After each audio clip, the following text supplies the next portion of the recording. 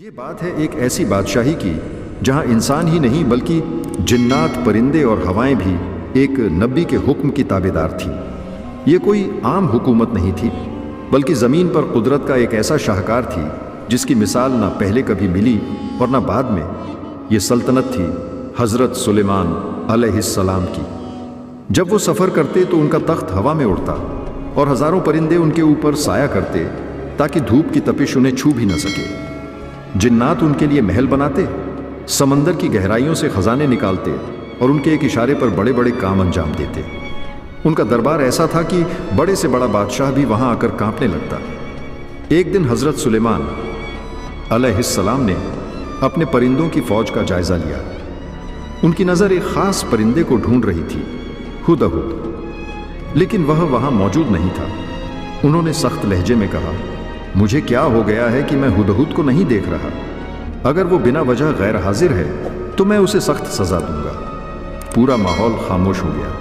تبھی کچھ دیر بعد ہدہد تیزی سے اڑتا ہوا آیا۔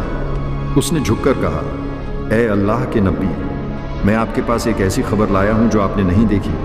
میں ایک ایسی قوم سے ہو کر آیا ہوں جہاں ایک عورت حکومت کرتی ہے اور اس کے پاس ہر طرح کی دولت ہے، لیکن وہ اور اس کی قوم اللہ کو چھوڑ کر سورج کی پوجا کرتے ہیں۔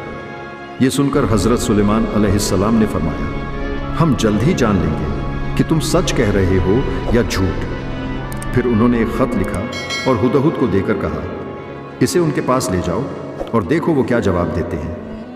ہدہد اڑتا ہوا گیا اور اس خط کو ایک شاندار محل میں ڈال دیا۔ یہ محل ملکہ بلقیس کا تھا۔ جب اس نے خط پڑھا تو اس میں لکھا تھا، یہ خط سلیمان کی طرف سے ہے، اللہ کے نام سے جو بڑا مہربان اور رحم کرنے والا ہے۔ تم گھمنڈ مت کرو اور میرے پاس فرمان بردار ہو کر آؤ۔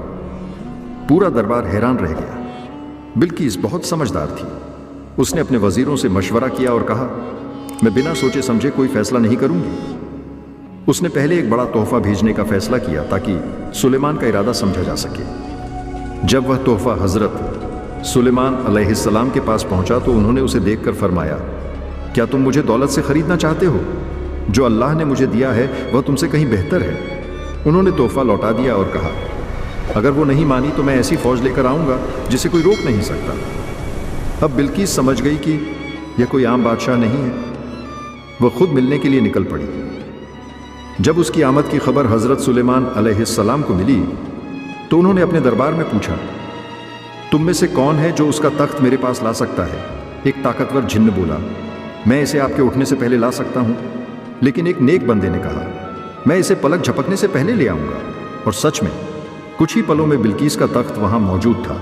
جب بلقیس پہنچی تو اسے ایک شاندار محل میں لایا گیا۔ جیسے ہی اس نے اندر قدم رکھا، اس کے سامنے ایک ایسا فرش تھا جو بالکل پانی کی طرح دکھائی دے رہا تھا۔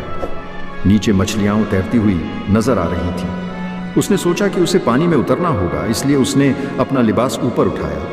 لیکن جیسے ہی اس نے قدم رکھا، اسے احساس ہوا کہ نیچے پانی نہیں بلکہ کانچ کا مضبوط فرش ہے۔ پورا دربار خاموش تھا۔ حضرت سلیمان علیہ السلام نے فرمایا، یہ ایک ایسا محل ہے جو کانچ سے بنایا گیا ہے۔ اس ایک پل میں بلقیس کے دل کے اندر بہت کچھ بدل گیا۔ اس نے سوچا، میں جس سورج کو پوجتی تھی وہ تو ہر شام ڈوب جاتا ہے، اور میں جس طاقت پر گھمنڈ کرتی تھی وہ یہاں کچھ بھی نہیں۔ اس کی آنکھوں میں آنسو آ گئے۔ وہ آگے بڑھی اور پورے دربار کے سامنے جھک گئی۔ اس کی آواز کانپ رہی تھی۔ اس نے کہا، اے میرے رب، میں نے خود پر ظلم کیا۔ میں نے تجھے چھوڑ کر سورج کو سجدہ کیا۔ اب میں گواہی دیتی ہوں کہ تیرے سوا کوئی عبادت کے لائق نہیں، اور میں سلیمان کے ساتھ اللہ پر ایمان لاتی ہوں۔ اس پل ایسا لگا جیسے پوری کائنات خاموش ہو گئی ہو۔ ہوا تھم گئی، پرندے ساکت ہو گئے، اور ہر طرف ایک سکون چھا گیا۔ حضرت سلیمان علیہ السلام نے اسے اٹھایا اور فرمایا، آج تم نے سب سے بڑی جیت حاصل کی ہے۔ تم نے اپنے نفس کو ہرا دیا اور حق کو پہچان لیا۔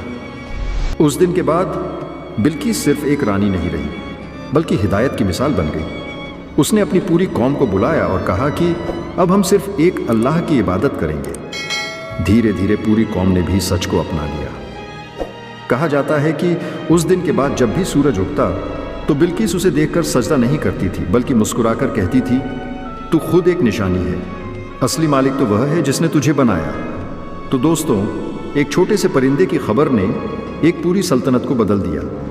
یہ کہانی ہمیں سکھاتی ہے کہ سچائی چاہے کتنی ہی چھوٹی کیوں نہ ہو، اگر وہ دل سے نکلے تو دنیا بدل سکتی ہے۔ اصلی طاقت دولت یا تخت میں نہیں بلکہ ایمان میں ہوتی ہے، اور جب انسان سچے دل سے حق کو پہچان لیتا ہے تو اللہ اسے کبھی بھٹکنے نہیں دیتا۔ دوستوں، اسی طرح کی دینی کہانیاں دیکھنے کے لیے اس ویڈیو کو لائک کریں اور اس چینل میرا اسلام 786 کو سبسکرائب کریں۔